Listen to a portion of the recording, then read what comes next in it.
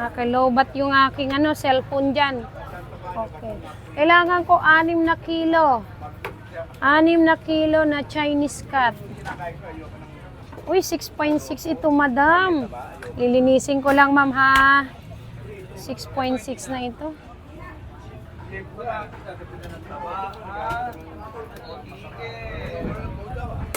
Ganda ng liempo, ma'am, ha.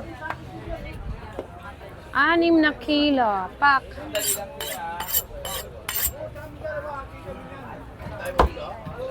Pantayin ko lang yung gilid, ma'am.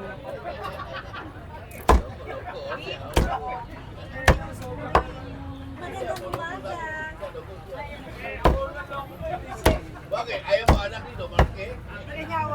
6. Oh, kaperaso. Ah? Hindi, ayun. 6. Hindi mo na lista? Marisa, proceed ako ha. Panuorin mo na yung iyong Chinese cat. Sabi niya manunod niya sa live eh.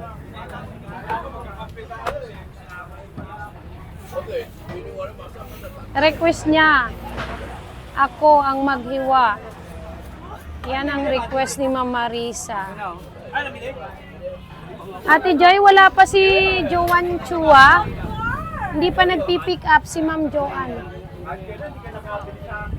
Preto, isa lang may-ari nun.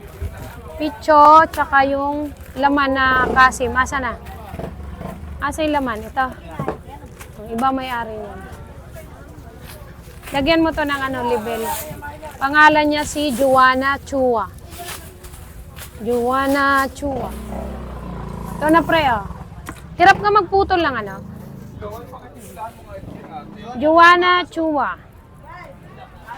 Okay, proceed ako. Ito na. O, shout out niya sa scammer, ha.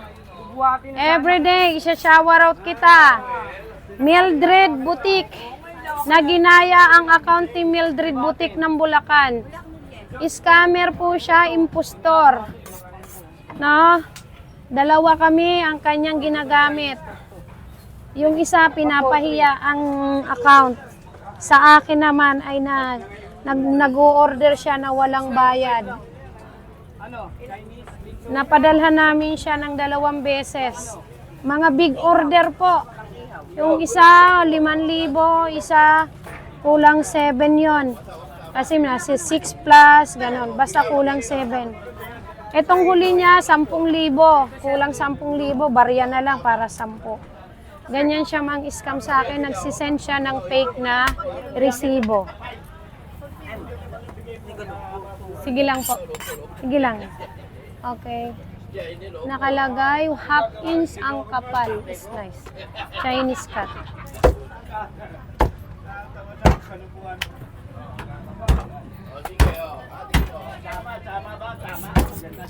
Halos 2 linggo yung pinaghirapan ko, guys.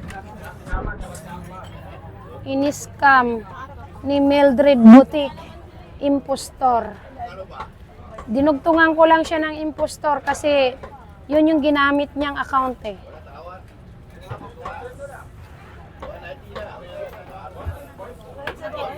Ang galing dyan na rin kami galing. Namili na kami dyan ng kapatid ko eh. O, magpapalalamog na lang kayo. Ganito gusto ko, ha? O, ang galing, mamili pa. 2 bulalo, 1 tenderloin, buntot ng baka, Chinese cat. Ang galing mo.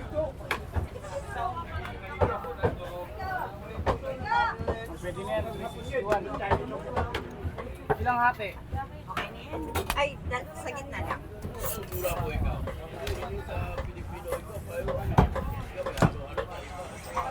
So, kakain mo sa pamilya mo. Ganon. Nasisikmura mo yon kung sino ka man. Pang 3-5 lang. Wala pang. Mamamatay ka rin sa gutom sa ginawa mo sa akin.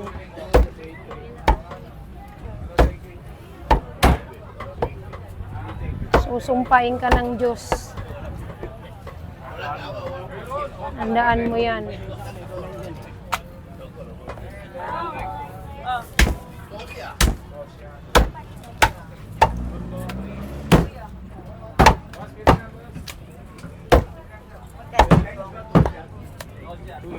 Okay.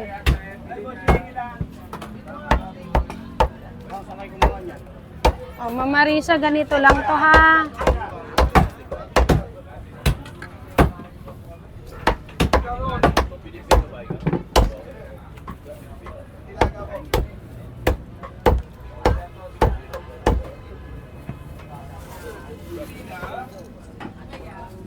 Halos magkasakit ako, tuloy-tuloy yung aking anak buhay, tas ini-scam lang niya.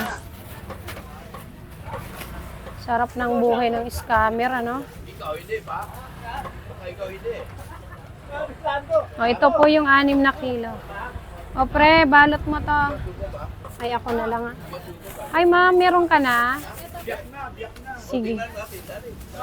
Wait lang po, ma'am.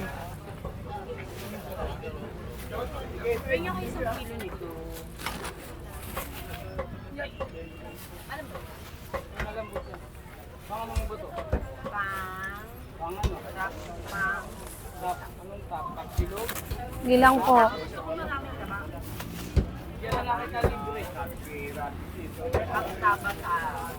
Yung kalahati tapa, kalahati.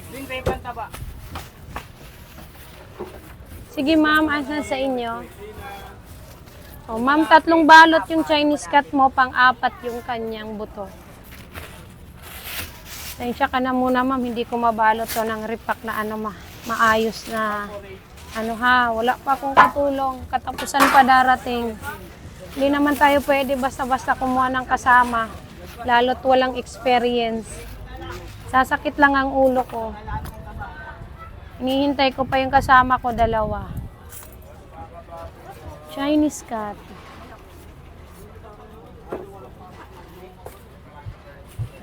6 kilos to. Tapa. Okay. Alin sa'yo dyan, ma'am? Thank you.